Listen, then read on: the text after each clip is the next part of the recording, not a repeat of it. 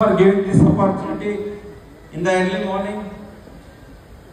So నన్ను inaugural speech ఇవ్వాలని చెప్పి ఆహ్వానించినందుకు లీడర్స్ ఎవరైతే ఉన్నారో అందరికీ కూడా డాక్టర్ పవన్ గారికి, రమేష్ గారికి, ఇతర రాష్ట్రాల నుంచి వచ్చిన మిత్రులకు చాలా మంది పేర్లు నాకు తెలియవు. నేను ఫస్ట్ టైం కన్వెన్స్ స్టేజ్ మీద మీతో మాట్లాడుతున్నాను. So welcome to the successful world. విజయ ప్రపంచానికి స్వాగతం. మీరంతా విజేతలైతే బాగా కాల్చుకోండి.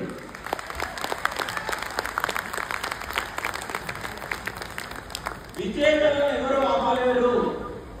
ఒకే ఒక వ్యక్తి విజేతను ఆపగలుగుతాడు. ఆ వ్యక్తిని మీరు చూడాలనుకుంటే మీ ఇంట్లో డ్రెస్సింగ్ టేబుల్ దగ్గర అద్దంలో కనబడతారు. ఆ ఒక్క వ్యక్తి తప్ప ఇంకెవరు మిమ్మల్ని ఆపలేరు. ఫ్రెండ్స్, ఇవాళ ఒక 3-4 అంశాల మీద నేను మీతో షేర్ చేసుకుంటాను. నంబర్ 1 ఏంటంటే డైరెక్ట్ సెల్లింగ్ ఆపర్చునిటీకి ప్రభుత్వం ఇస్తున్న సహకారం. చాలా మందికి చట్టాల గురించి అవగాహన ఉండదు.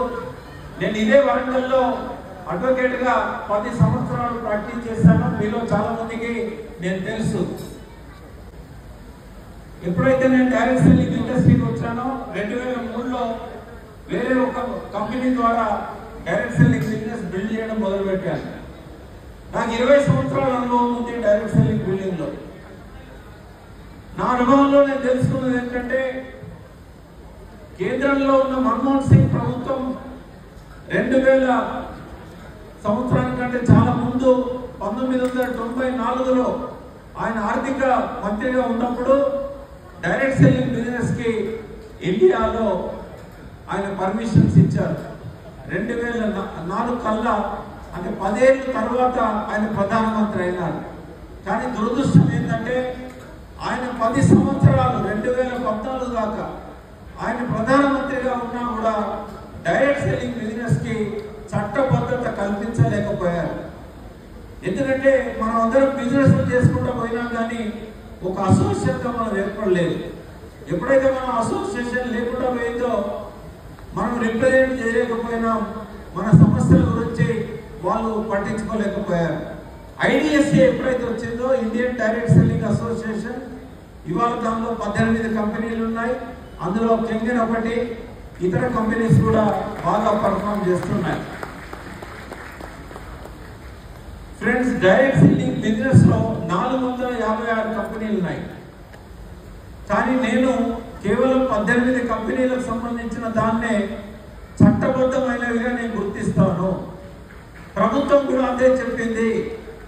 ఐడిఎస్ఏలో ఎవరైతే మెంబర్స్ ఉన్నారో వాళ్ళు మాత్రమే ఎథికల్ గా బిజినెస్ చేస్తున్నారు, ప్రభుత్వం యొక్క రెగ్యులేషన్స్ ని అమలు చేస్తున్నారు, చట్టాన్ని గౌరవిస్తున్నారు, చట్టబద్ధంగా బిజినెస్ చేస్తున్నారు అని చెప్పారు. ఆ ఐడిఎస్ఏలో కంగన్ ఉన్నందుకు మీకు అందరికి కూడా శుభాకాంక్షలు. తప్పకుండా ఫస్ట్ మీరు నమ్మండి, ఇది లీగల్ బిజినెస్, ఇది ఎథికల్ బిజినెస్. లీగల్ బిజినెస్ కాదా అని చెప్పి ఎవరికైనా అనుమానం ఉన్నట్టయితే ఏది లీగల్ బిజినెస్, ఏది లీగల్ బిజినెస్ కాదు అనడానికి ఒక 2-3 అంశాలు మీ ముందు నేను చెప్పాలనుకున్నా. ఎవరైతే జాయినింగ్ ఫీ తీసుకుంటారో ఒక బిజినెస్ లో, మల్టీ లెవెల్ మార్కెటింగ్ కానీ డైరెక్ట్ సెల్లింగ్ బిజినెస్ కానీ, జాయినింగ్ ఫీజు తీసుకుంటారో అది ఇల్లీగల్ బిజినెస్. నాకు తెలిసి కెంగన్ లో జాయినింగ్ ఫీజు తీసుకోరు. మీకు ఇష్టమైతే కొనవచ్చు, లేకపోతే కొనకపోవచ్చు.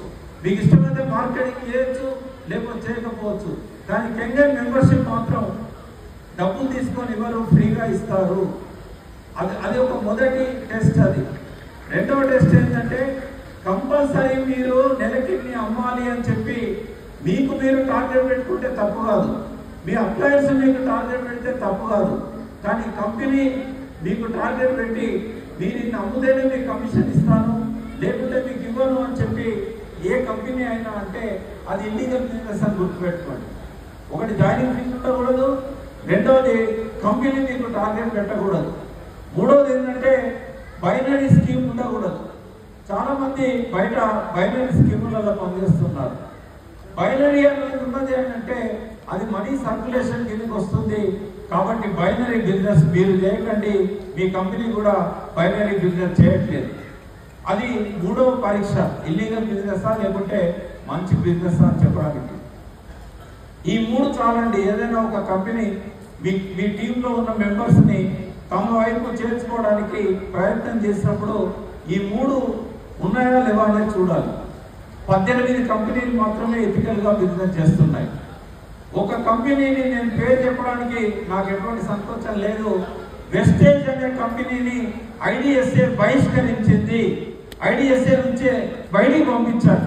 ముందు సస్పెండ్ చేశారు, తర్వాత టర్మినేట్ చేశారు. ఎందుకంటే వెస్టేజ్ కూడా డైరెక్ట్ సెల్లింగ్ లో ఉంది, కానీ డైరెక్ట్ సెల్లింగ్ ఎథిక్స్ ను పాటించలేదు. డైరెక్ట్ సెల్లింగ్ ఎథిక్స్ ను వైలేట్ చేశారు కాబట్టి ఆ వెస్టేజ్ అనే కంపెనీని బయటికి పంపించారు. సో ఐడిఎస్ఏలో మెంబర్షిప్ ఉంటేనే అదొక ఎథికల్ కంపెనీ అనే ఒక లీగల్ కంపెనీ అనే ఒక ప్రచారం అనేది మనం చేయాల్సిన అవసరం ఉంది. అది కరెక్ట్ కూడా.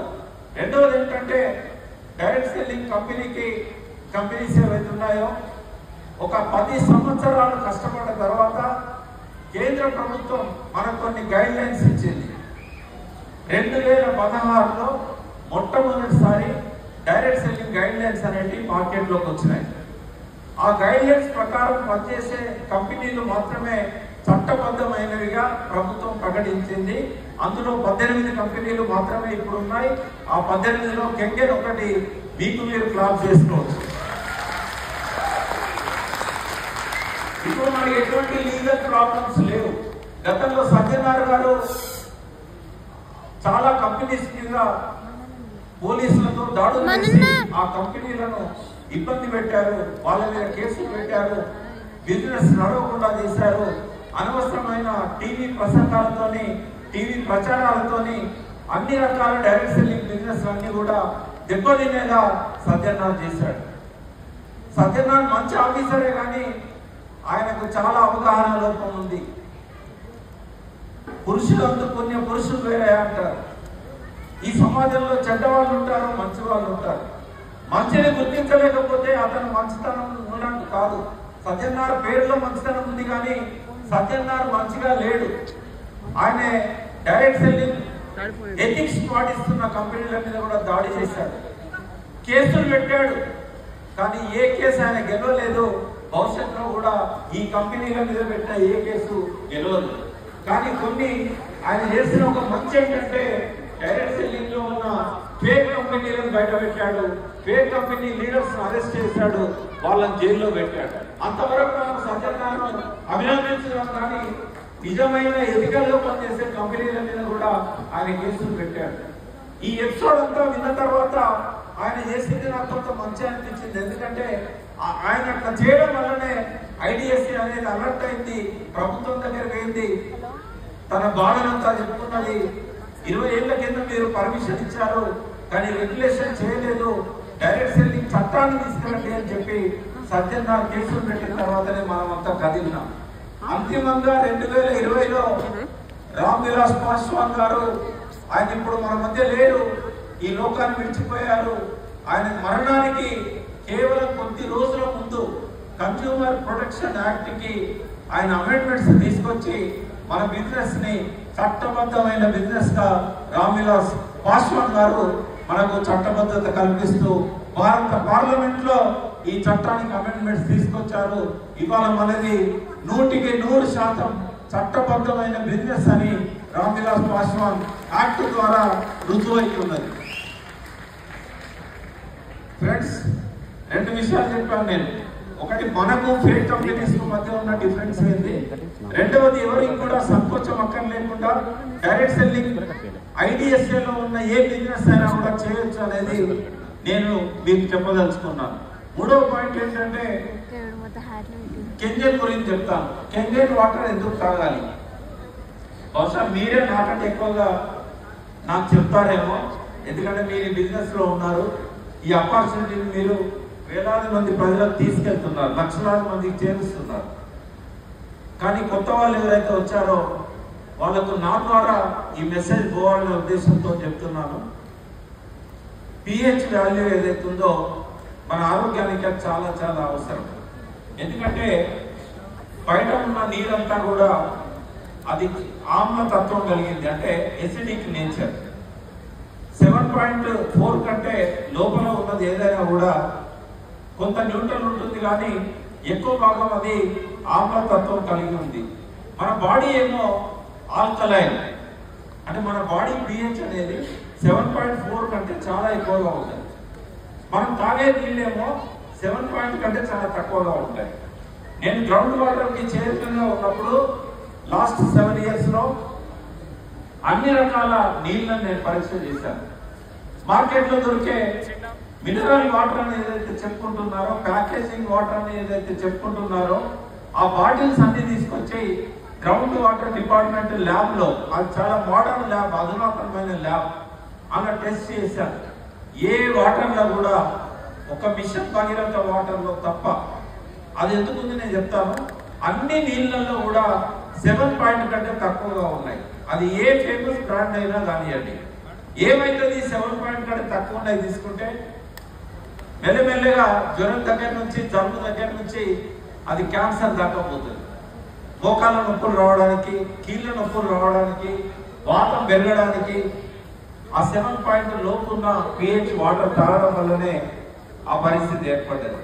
బోర్వెల్ వాటర్ లో కూడా 7 కంటే తక్కువనే ఉంటుంది. మరి న్యూట్రల్ వాటర్ అనేది ఎక్కడ దొరుకుతుంది అంటే, rain water is the neutral water. ఆకాశం నుంచి వర్షించే ప్రతి చుక్క కూడా మన శరీరానికి హాని చేయనిది, కీడు చేయనిది. కానీ మనం వర్షం నీళ్లను నేరుగా తీసుకొని తాగడం మర్చిపోయినాం. అవి నదుల్లో పోతున్నాయి. కేసీఆర్ గారు ఒక మంచి పని చేశారు. బోర్వెల్ నీళ్లను తాగే గ్రామాలకు మిషన్ భగీరథ ద్వారా కాలువ నీళ్లను సరఫరా చేశారు. అయితే కాలువల్లో వచ్చే నీటిలో కాలుష్యం ఉంటా ఉన్నది. నదుల నీళ్లు తాగండి బాగుంటాయి, కానీ ఆ కాలుష్యాన్ని వడబోసుకొని మనం తాగాలి, కాగబెట్టి చల్లార్చి తాగాలి. ఈ అన్నిటికంటే కూడా ట్యాప్ తిప్పితే నీళ్లు రావాలి, అది మన ఆరోగ్యానికి బాగుండాలంటే ప్రతి ఇంట్లో కూడా కంగేట్ కనెక్షన్ అనేది మన ఆరోగ్యానికి మంచిది అని నేను చెప్తాను. నాకు కొన్ని కేసులు తెలుసు. మనం క్లెయిమ్ చేసుకోకూడదు, చట్టబద్ధంగా మనం క్లెయిమ్ చేసుకోకూడదు, కానీ కొన్ని కేసులు నాకు తెలుసు. కెమికల్ వాటర్ తాగుతూ అంటే pH వాల్యూను ఒక్కొక్కసారి 11 దాకా కూడా తీసుకుపోవాల్సి వస్తుంది, 9.5 దాకా కూడా తీసుకుపోవాల్సి వస్తుంది. నేను పర్సనల్ గా 9.5 పెట్టుకుంటాను, ఎందుకంటే నా బాడీలో ఒక 3 సార్లు క్యాన్సర్ అనేది వచ్చింది. కాబట్టి క్యాన్సర్ నుంచి ఓవర్కమ్ కావాలంటే, మన ఏజింగ్ సైన్స్ అనేది, ముసలితనం అనేది రాకుండా ఉండాలంటే, రకరకాల జబ్బులను మనం నివారించాలంటే pH వాల్యూ 7.5 కంటే ఎక్కువ ఉన్నదే తాగాలి, తక్కువ ఉన్నది తాగకూడదు. మరి మనకున్న ఒకే ఒక్క సాధనం ఏంటి అంటే అది కెమికల్ వాటర్. ఫ్రెండ్స్, మీరంతా కూడా ప్రజల దగ్గరికి పోయినప్పుడు, మీ మిత్రుల దగ్గరికి పోయినప్పుడు మనసులో మీరు కెమికల్ వాటర్ వాళ్ళకి ఇవ్వడం వల్ల మీకు డబ్బులు వస్తాయనేది మర్చిపోండి, వాళ్ళకి ఆరోగ్యం వస్తుంది అనేది మీరు ఆలోచించండి. ఎవరికి సేల్స్ ఎక్కువ అవుతాయంటే ఇతరులకు సహాయం చేయాలనుకున్న వాళ్ళకి సేల్స్ ఎక్కువ అవుతాయి. మన నేచర్ అనేది ఇవ్వడానికి ఆసక్తి చూపెడుతుంది, తీసుకోవడానికి ఆసక్తి చూపెట్టదు. ప్రకృతి ఎప్పుడు కూడా ఇస్తూనే పోతుంటది. వర్షాలను ఇస్తుంది, ఆక్సిజన్ ఇస్తుంది, మంచి భూమిని ఇస్తుంది, మంచి ఆహారాన్ని ఇస్తుంది. ఇవన్నీ కూడా ప్రకృతిలో ఉన్న ఏదైతే ధర్మం ఉందో అది మన సబ్ కాన్షియస్ మైండ్ లో ఉండాలి. మనం ఇవ్వడానికే ఈ భూమి మీద పుట్టామనేది మనం డిసైడ్ చేసుకోవాలి. ఇతరులకు మనం ఏమి ఇస్తున్నాం?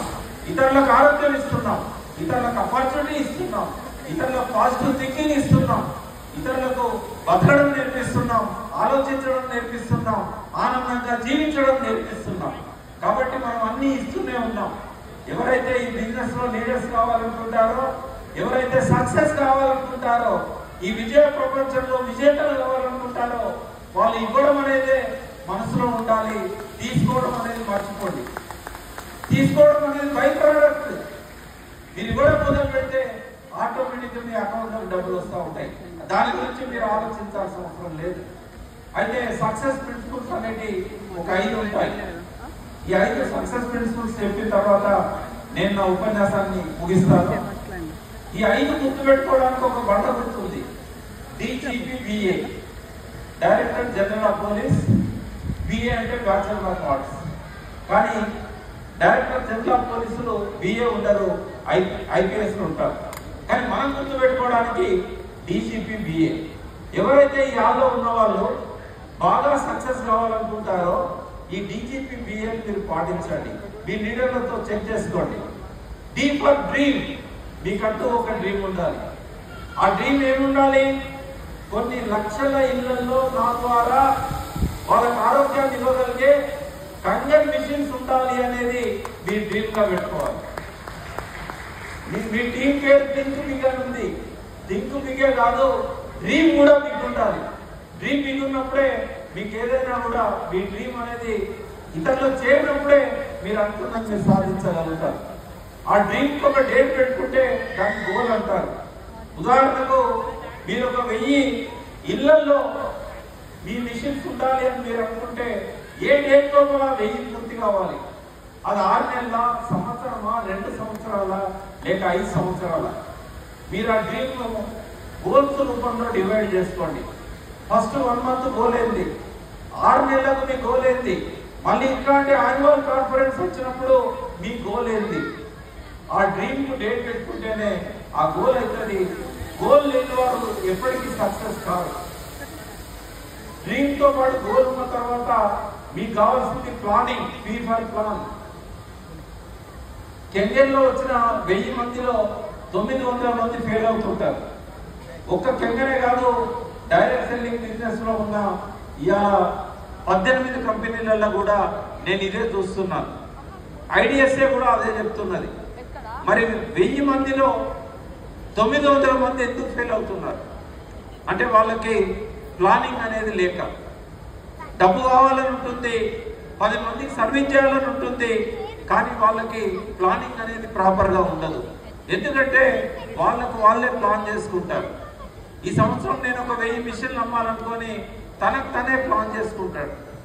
ఫ్రెండ్స్, గురువు లేని విద్య గుడ్డి విద్య అన్నారు. ఏ విద్యకైనా మెంటర్ అనేది చాలా చాలా ఇంపార్టెంట్. మెంటర్ అంటే మనకు చిన్నప్పుడు చదువు చెప్పిన గురువు కాదు. మీరు ఏం సాధించాలనుకుంటున్నారో ఇప్పటికే అది సాధించిన వ్యక్తి మీకు మెంటర్ కావాలి. మీరు కెంగన్లో మంచి బిజినెస్ చేయాలనుకుంటే కెంగన్లో బాగా సక్సెస్ అయిన ఓ రమేష్ గారినో, పవన్ గారినో, లేక మీ మెంటర్ ఎవరైతే మిమ్మల్ని బిజినెస్ లో తీసుకొచ్చి సక్సెస్ఫుల్ గా ముందుకు పోతున్నాడో అతనితో కూర్చొని ప్లానింగ్ చేసుకోవాలి. ఎవరైతే ఈ హాల్లో ఇప్పటికే ఫెయిల్ అవుతున్న వాళ్ళు ఉన్నారో మిమ్మల్ని మీరు చెక్ చేసుకోండి. మీరు మీ మెంటర్తో రోజు మాట్లాడుతున్నారా? మీ మెంటర్తో రోజు ప్లానింగ్లో భాగం పంచుకుంటున్నారా? మీ ఫెయిల్యూర్స్ గురించి మీ మెంటర్తో డిస్కస్ చేస్తున్నారా? ఈ విషయాలన్నీ కూడా ప్రతిరోజు మీరు అటాచ్ అయి ఉన్నారనుకోండి మెంటర్తోని, మీరు సక్సెస్ కాకుండా ఎవరు ఆపలేరు మిమ్మల్ని. కాబట్టి మెంటర్ అనేవాడు ఈ బిజినెస్లో సక్సెస్ను, ఫెయిల్యూర్ని డిసైడ్ చేసే ఒకే ఒక ఫ్యాక్టర్. మీకు మెంటర్ ఉన్నారా లేరా? ఆ మెంటర్తో మీరు కనెక్ట్ అయినారా లేదా? రోజు ఆయనతో ప్లానింగ్లో మీరు ఎంతవరకు ముందుకు పోయారో చర్చిస్తున్నారా లేదా? మీకేమైనా ఫెయిల్యూర్స్ వచ్చినట్టయితే ఆ ఫెయిల్యూర్కి మెంటర్ మీకు ఏం సమాధానం చెప్తున్నాడు, ఎట్లా అడ్వైజ్ చేస్తున్నాడు, ఎట్లా ముందుకు పోమంటుండు, మళ్ళీ మీరు ఆయనతో రివ్యూ చేసుకుంటున్నారా లేదా? కాబట్టి మెంటర్షిప్ అనేది ఏ బిజినెస్లోనైనా సక్సెస్కి ఒకే ఒక్క డిసైడింగ్ ఫ్యాక్టర్. ప్లానింగ్ అనేది అయిన తర్వాత మోస్ట్ ఇంపార్టెంట్ బిలీఫ్. DGPBA అని చెప్పాను. Dream, goal, plan, belief and last part is action. Belief అనేది ఒక విశ్వ రహస్యాన్ని మీకు చెప్తాను. ఈ ప్రపంచంలో 100 కోట్ల సంవత్సరాల కింద మొట్టమొదటి మనిషి భూమి మీద పుట్టినప్పుడు అతనికి ఏం కనబడింది? పచ్చటి అడవులు కనబడ్డాయి, పైన ఆకాశం కనబడ్డది, దూరాన నీళ్లు కనబడ్డాయి, కింద భూమి కనబడ్డది, అక్కడక్కడ డైనోసార్స్ లాంటి జంతువులు కనబడ్డాయి. కానీ ఇవాళ మనం చూస్తున్న ఈ బట్టలు కానీ, ఈ లైట్లు కానీ, ఈ వాచ్ కానీ ఏది కూడా ఆ రోజు లేదు. ఈ ప్రపంచంలో కొన్ని లక్షల కోట్ల ఇన్వెన్షన్స్ జరిగాయి. ఇన్వెన్షన్ అంటే ఏంది? లేని దాన్ని క్రియేట్ చేయడం. కెంగన్ ఈజ్ ఏ ఇన్వెన్షన్. ఒకసారి ఆయన క్లాప్స్ ఇవ్వండి.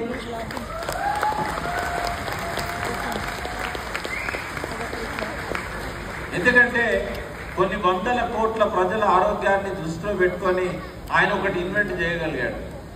అంటే ఇన్వెన్షన్ అంటే గతంలో లేనిది ఇన్వెన్షన్ అంటాం. ఇక్కడ ఇంపార్టెంట్ పాయింట్ ఏంటంటే మీరు అందరూ కూడా గుర్తుపెట్టుకోండి, ప్రతి వస్తువును కనుక్కున్నవాడు ఇన్వెంటరే. ఇవాళ మనం వాడుతున్న ప్రతి వస్తువును కూడా కనుక్కున్నవాడు ఇన్వెంటర్. ఇన్వెంటర్స్కి మైండ్లో ఒక థాట్ వస్తుంది. ఆ థాట్ ద్వారా తను ప్రయోగాలు చేస్తూ పోతుంటాడు. థామస్ అల్వా ఎడిసన్ అనేవాడు ఈ లైట్ని కనుక్కున్నాడు. ఎన్నిసార్లు ఫెయిల్ అయ్యాడు తెలుసా మీకు? 10,000 సార్లు ఫెయిల్ అయ్యాడు. అయినా కూడా వదిలిపెట్టలేదు. మనం ఏం చేస్తుంటాం, ఒక 10 మంది నో చెప్పగానే ఈ బిజినెస్ నడవదాం డిసైడ్ అయ్యి వదిలిపెడతాం. 1000 సార్లు ఫెయిల్ అయిన తర్వాత ఈ ప్రపంచానికి వెలిగించిన వాడు Thomas Alva Edison.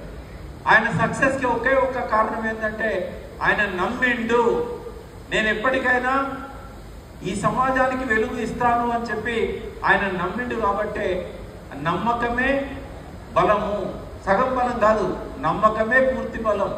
Faith moves mountains అంటాం. అంటే నమ్మకం అనేది కొండలనైనా కరిగిస్తుంది అని చెప్పి. బిలీఫ్ అనేది ఎంత ఇంపార్టెంట్ అంటే మనిషి అంతకుముందు లేని దాన్ని ఊహించి ఆశించి దానికోసం ప్రయత్నాలు మొదలుపెట్టి సక్సెస్ అవుతున్నాడు. అంటే మనుషులకు లేని దాన్ని కూడా క్రియేట్ చేయడం అనేది మనిషి యొక్క మెదడుకున్న పవరు. లేని దాన్ని కూడా క్రియేట్ చేయడం అనేది మనిషికి ఉన్న పవర్. మరి మీ లోపల అంత పవర్ పెట్టుకొని మీరు లక్షల మంది సక్సెస్ అయిన ఈ బిజినెస్ లో మీరు ఎందుకు ఫెయిల్ అవుతున్నారు? 1 minute, ఒక్క నిమిషంలో క్లోజ్ చేస్తాను.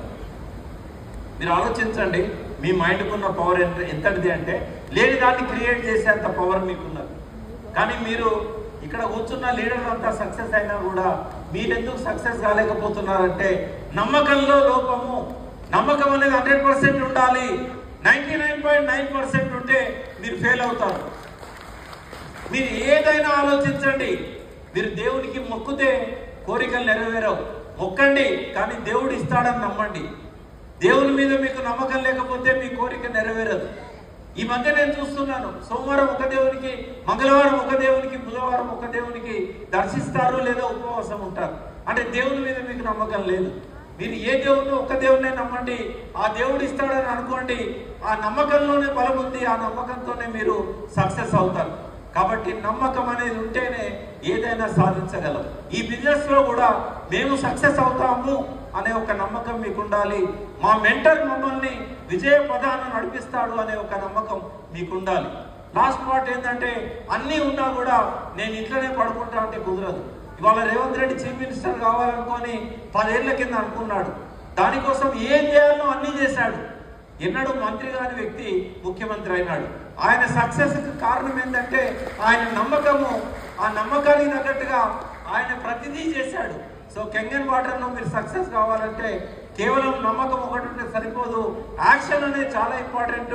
Dream, belief, planning and dream, goal, plan and belief, action. ఇవన్నీ కూడా ఉన్నప్పుడే మీరు సక్సెస్ అవుతారు. I wish you all the best. Thank you.